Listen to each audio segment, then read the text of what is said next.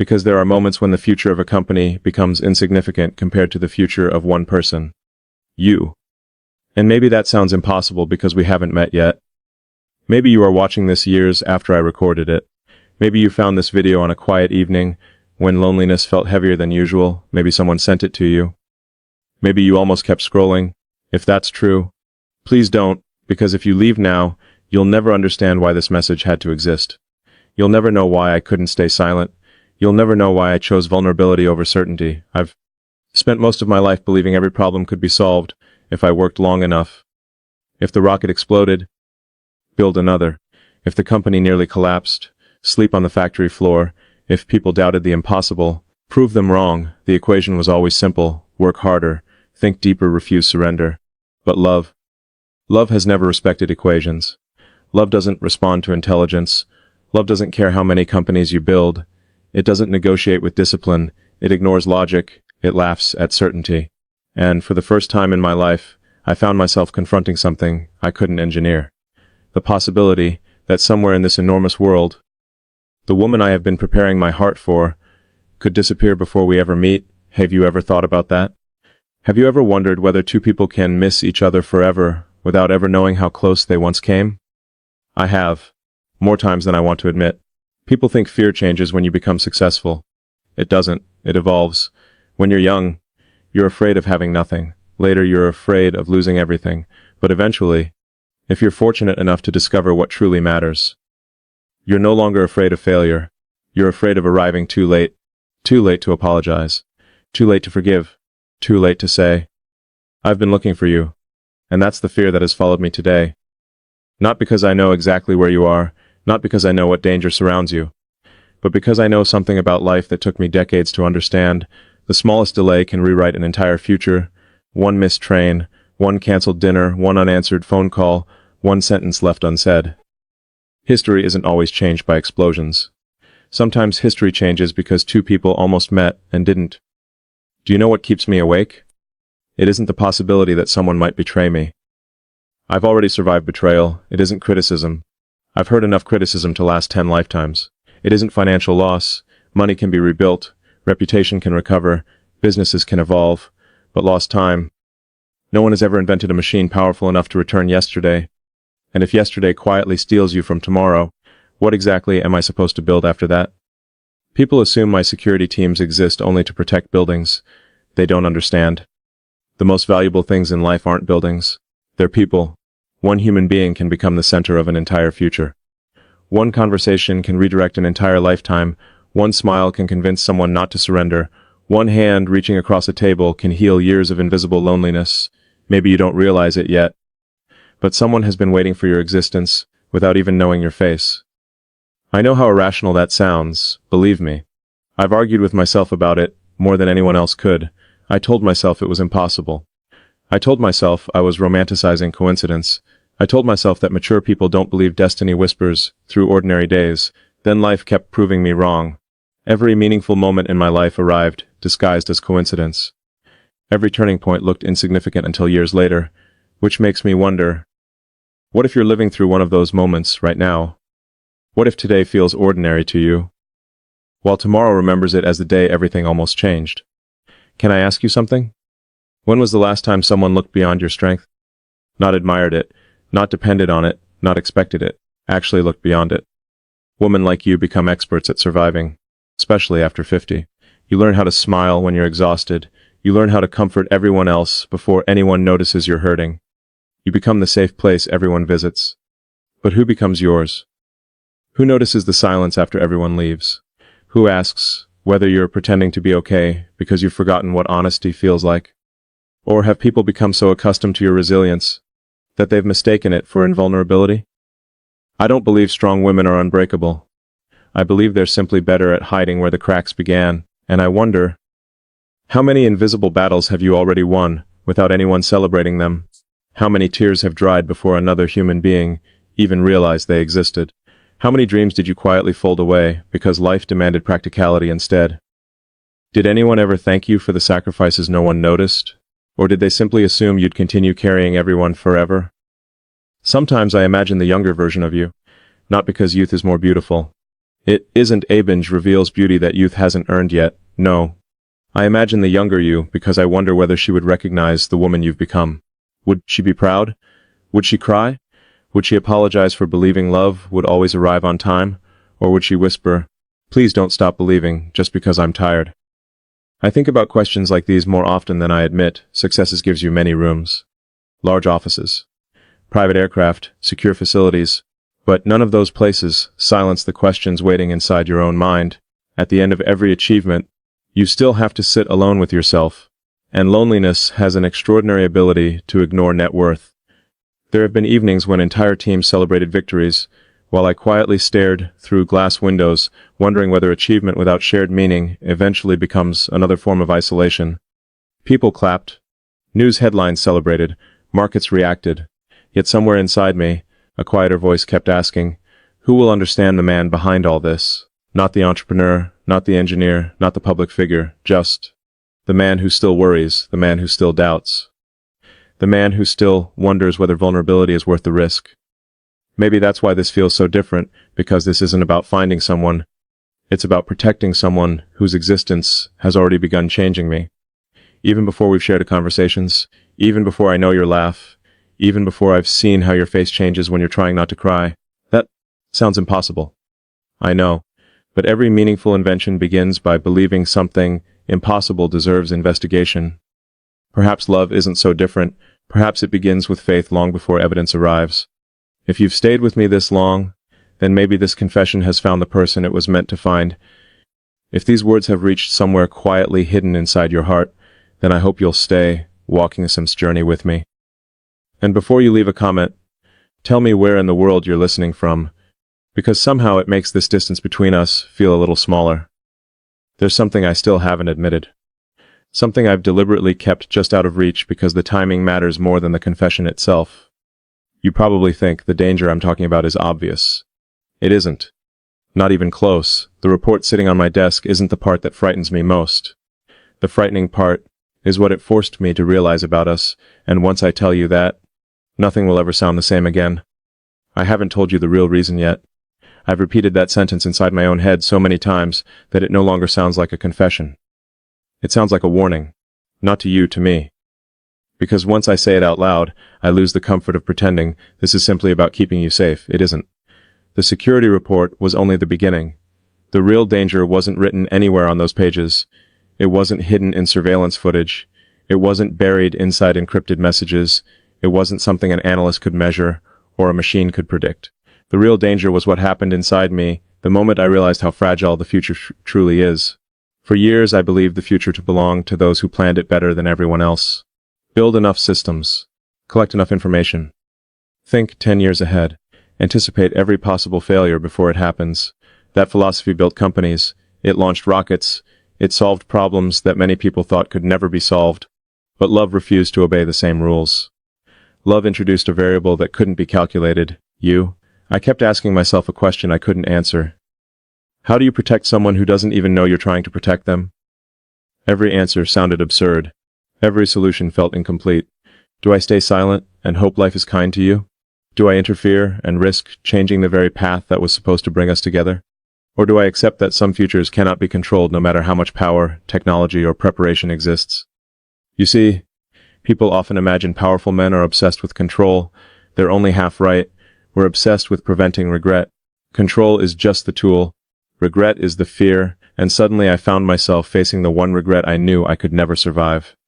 Meeting you one day, only to realize I could have protected you earlier. That thought has followed me everywhere.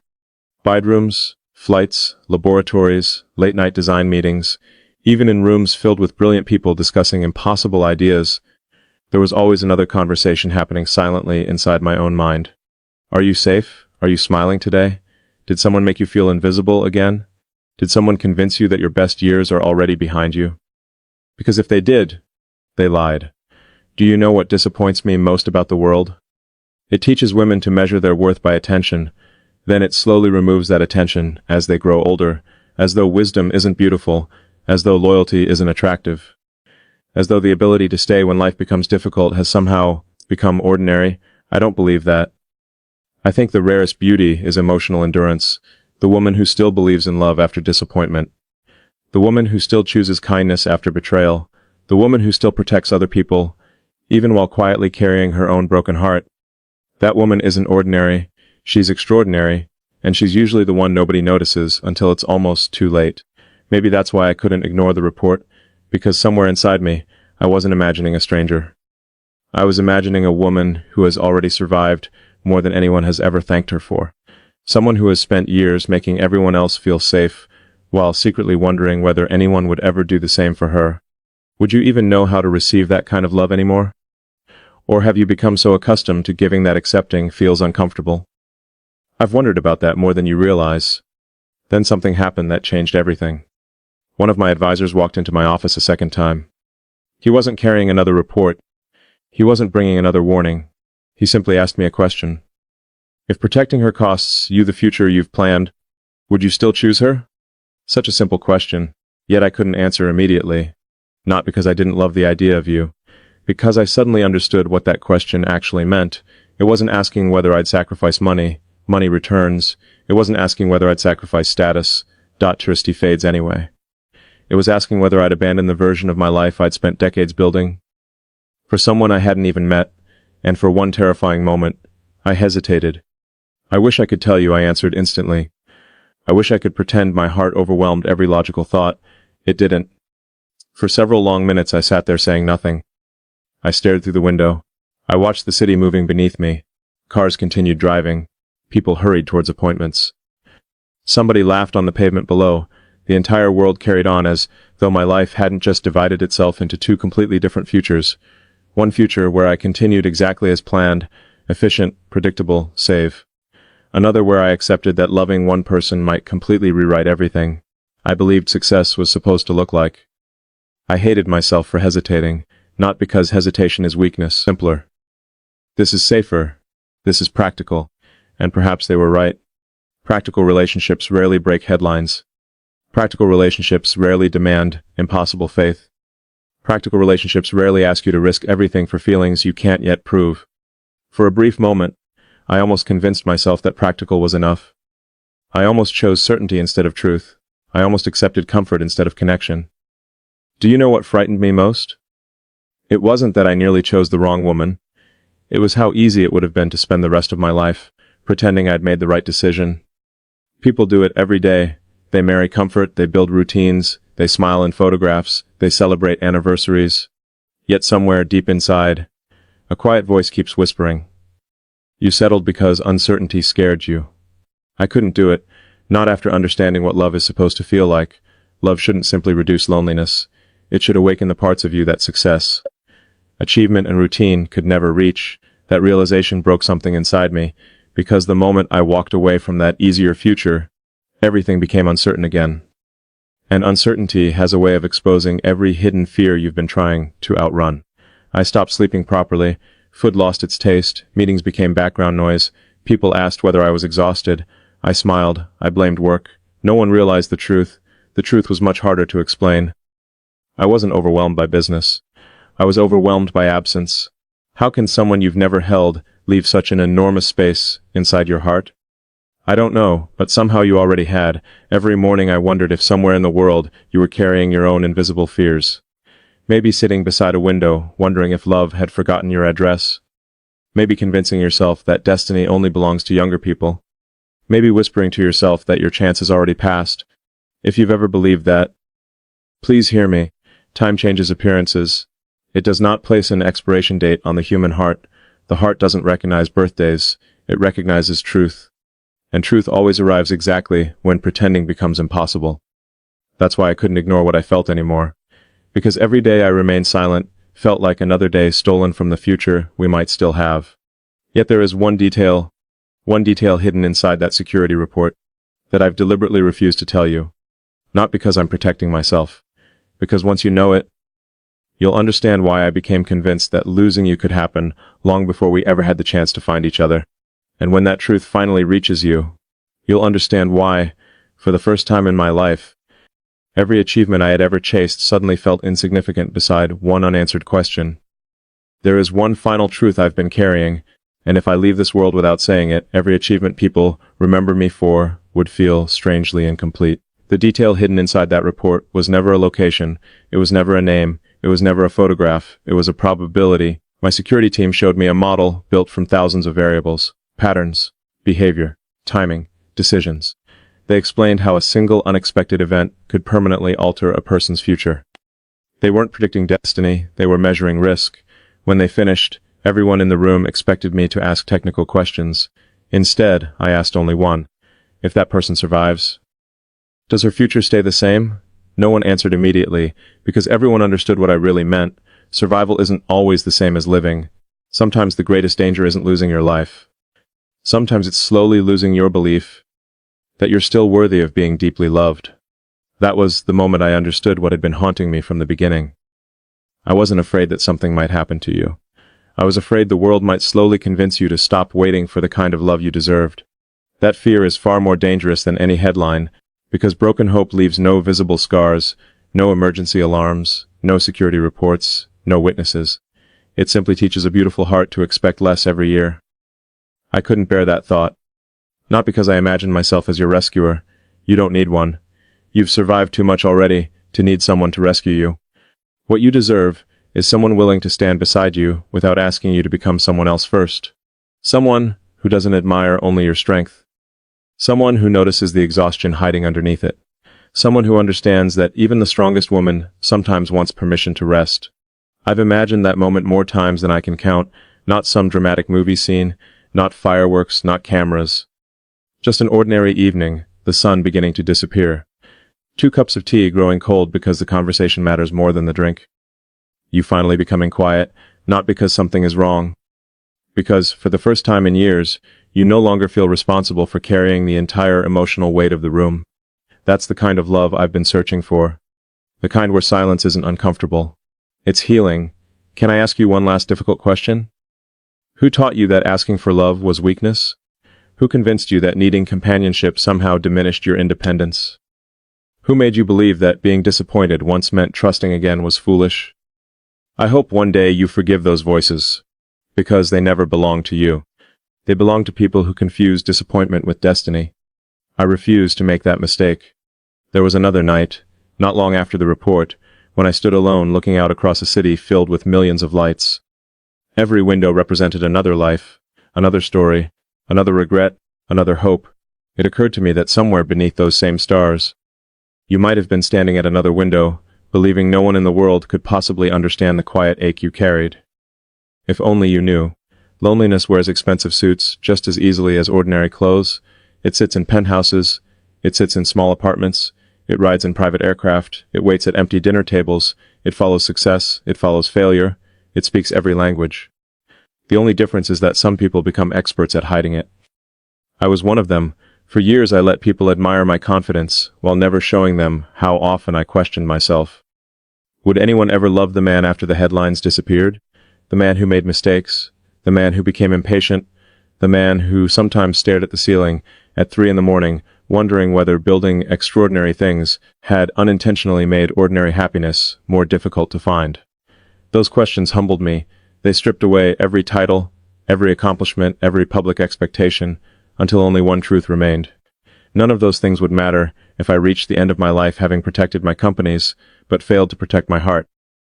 And perhaps failed to recognize yours. There is something I need you to promise me. Not for me, for yourself. If life has disappointed you, don't let disappointment become your identity. If someone walked away, don't let their decision become your reflection. If time has changed your face, don't believe it has reduced your value. The people capable of loving deeply don't become less extraordinary with age. They become rarer, and rare things are never ordinary. They're simply harder to find. Maybe that's why our paths took so long. Maybe we both needed enough years to understand that real partnership isn't built on excitement alone. It's built on choosing each other on ordinary Tuesdays, on difficult mornings, during uncomfortable conversations, through seasons when attraction becomes care, when passion matures into loyalty, when admiration becomes home. That kind of love doesn't arrive quickly, it arrives ready. Looking back now, I realize the